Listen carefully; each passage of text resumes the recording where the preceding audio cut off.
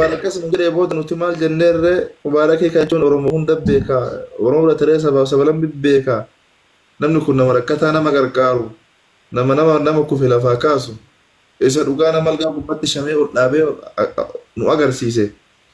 Nama abdii kutatee du'uuf ka'e birri olii buusee nama baase nama rakkataa hedduu qarqaaree nama hedduu gammachiise. Olumaayyuu inni hagana waan kee dubbatuuf nuti sii gammannee jirra. Gammachuu bira taree yoo inni yoo isa argatte nu gammachuu kenna yookaan inni kun si jaalannee jirra jenneen haga ammaatti isii waan gaafanne hin qabnu.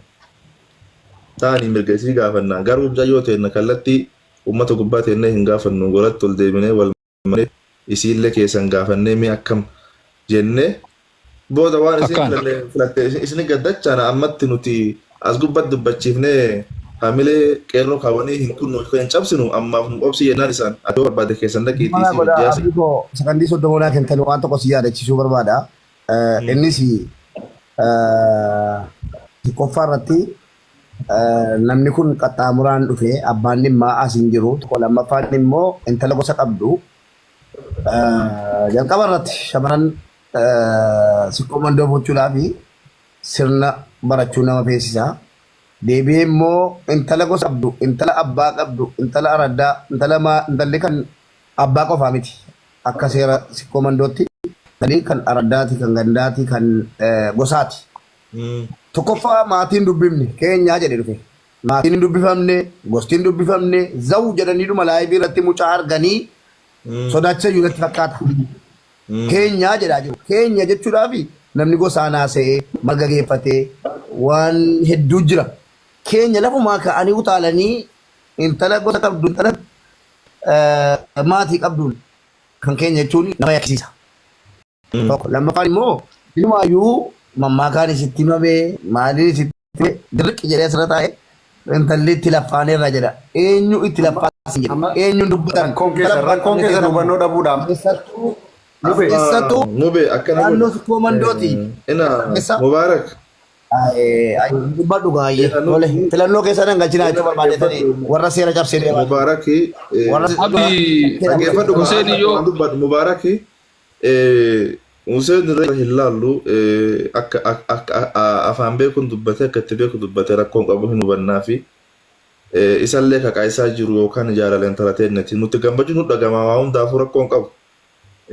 Ati sa'aaluu dandeetta. Maaliif namni aadaa beekutti dhufee nama gaafatuun mirga ni qaba yoo inni waan san balleesse kootu sirna guutechuun mirga.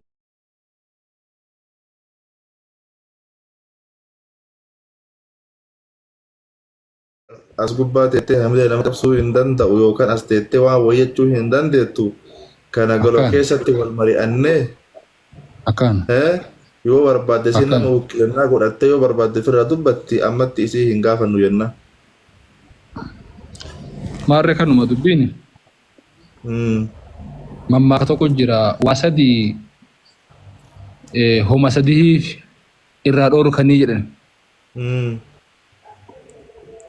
Harree wanni irra bineensa irraa dhoorkanii fi booddeen tama bineensaatiidhaan harreen. Qabeenya ilma abbaa irraa qabeenya abbaa irraa wanti ilma dhoorkaniif booddee qabeenyi kama ilmaati kanaaf ilma qabeenya irraa ara dhoorkanii jedhan. Dargaggeessa wanni shamarraan irraa dhoorkaniif booddee kama dargaggeessaati isumaa fi isa irraa dhoorkanii jedhan. Gigistee si dhageessisee maal jedhee si dhageessisee gadi bu'ee mana si kabaa jedhanii mammaaka tokko jira. Husuun afaan ani fataa sun kun galaafillee hin jiru galuufillee hin taa'u. Kallattii hundaan mammaaka illee itti himne nuti mucayyoon teenna ta gosaati ta ardaati ta ambaati nyaaphaaf uumamte nyaaphatu fuudhuu deema isiniif guddifne as geessne dorgomaa ta'aadhaa yoo dorgomtanii dorgommii injifattan mucayyoo teenya fudhachuu dandeessanii homaa rakkoon qabu yoo mubaarakiin dorgomuu dandeessanii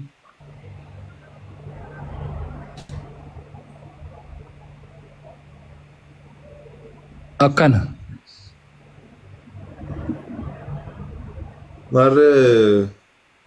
Husainiya. Abdii kiyya. Mm. Jalqaba irratti mucaan dorgommii keessa waan gattu hin jirtu. Dubbiin dubbiidhumaadha. Isin dubbiidhumaatti Mubaarakis dhufee itti garee jechuun jira. Mm. Ani hedduullee dubbii wallaalu waliin hin jira. Samoona kana qabsootan jira. Mm. Kanaafuu dubbiin dubbiidhumee anu isaanillee isaa miseenjeraanillee ittiin dubbadhaa mucaadhaan. Mm. Dhugaa dubbachuudhaaf mubee nan jaalladha. Mubee miidhuudhaaf hin mitiyan. Mubee ana caala namni jaallatu hin jiru. Inni illee hin beeka. Asirratti garuu dhugaadha. Dhugaan hordofamuu qaba. Mm. Kanillee mucaadhaa wajjin aarsaa kaffaloo jiru nama biraati waan ta'eef jennaan. Mm. Nuti abbaa haqaati hojii waliin deemna. Mubeen keenya mucaan sunis keenya. Mm. Intalli immoo keessanii nuti isin kadhataa jira. Mm. Mubeedhaaf mucaa sana nutti dhiisaa nuti walitti araarsinaa jara walitti dhowwinaa intaluma nuu kenna. Telefoon qabni telefoon cuuftee sayidhe. Wanta kana usibana tabeeku qabku. Nuti haga ammaatti mucayyoo tana waan dirqina hin qabnu. Nama mirga shamarallee beekuu kabajullee hin beeynallee. Akkaataa mubeen itti dhufe akkaataa sirna guutee dhufe sirna kalee haasayu san hin beeynu. Mucayyoo teena tanan namni waa'ee si haasa'u tokko lamaa miti. Ijoollee hedduutu irraa haasaya qeerroo hedduutu sii barbaada si galee kana jechuun si hundatti heerumuu jechuu miti yookaan si hunda jaalatte jechuu miti. Nuti nama kunoo dhufee walitti nu qabee sirnaan kunoo mucayyoo tana an qaaman bira gahee argee jira. Harka isii irraa nyaadhee marqa isii naa marqite nyaadhee. Akkaan. Kanaaf natti tolte. Akkaan. Gaafa deemullee naman na erge akkanaan hin deemne Dr. Asil na ergee dhaqee nyaadhee kabajaan biraa bahee natti tolte. Dhugaan barbaade. Akkaan. Jedhee himate. Ka asiin